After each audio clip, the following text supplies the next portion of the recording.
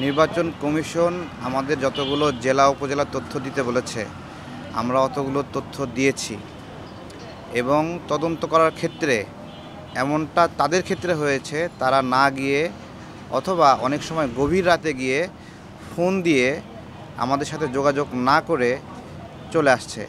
এমনও হয়েছে চিঠি দিয়েছে কিন্তু যায়নি আসলে। এমনও হয়েছে যেদিন তারা নেগেটিভ রিপোর্ট পাঠিয়েছে সেদিন আমাদেরকে জানিয়েছে যে আপনারা আসেন, আমাদেরকে আসতে বলে এদিকে নেগেটিভ রিপোর্ট পাঠিয়ে দিয়েছে। এরকম অনেকগুলো ঘটনা ঘটেছে এই নিবন্ধন আবেদনের ক্ষেত্রে।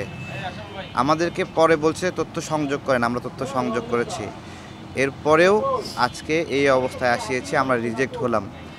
এখানে 43 লক্ষ গ্রাহকের অর্থ চুরি করা ডেস্টিনি 1.5-2 মাস আগে দল খুলে এসে নিবন্ধন নিয়ে যাবে।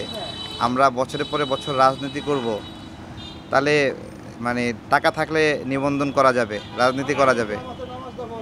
জাতীয় লীগের নাম কারা সুপারিশ করেছে? শুধু বাদ দিলেই হবে?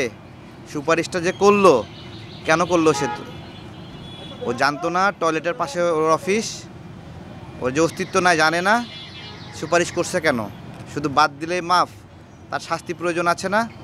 আমি এখানে এই বিষয়গুলোই ধাপে ধাপে তুলে ধরবো ইনশাল্লাহ, যে এখানে কি হচ্ছে আসলে।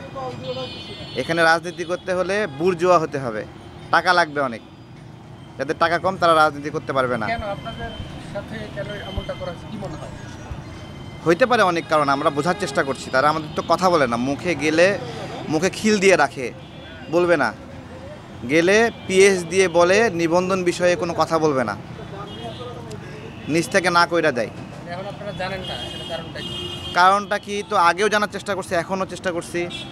বলছে যে তদন্তে নাকি পায় না, বিভিন্ন কিছু বলে।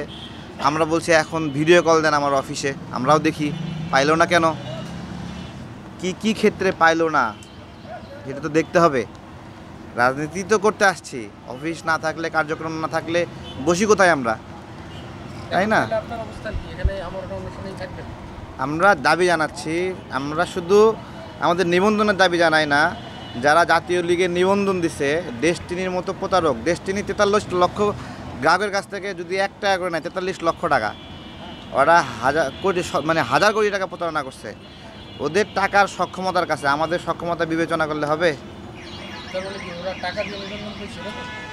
ওরা টাকা দিয়ে পাইছে নাকি সোনা রূপা কি দিয়ে পাইছে এটা ওরা ভালো জানে। আমরা আমাদের নিবন্ধন চাই।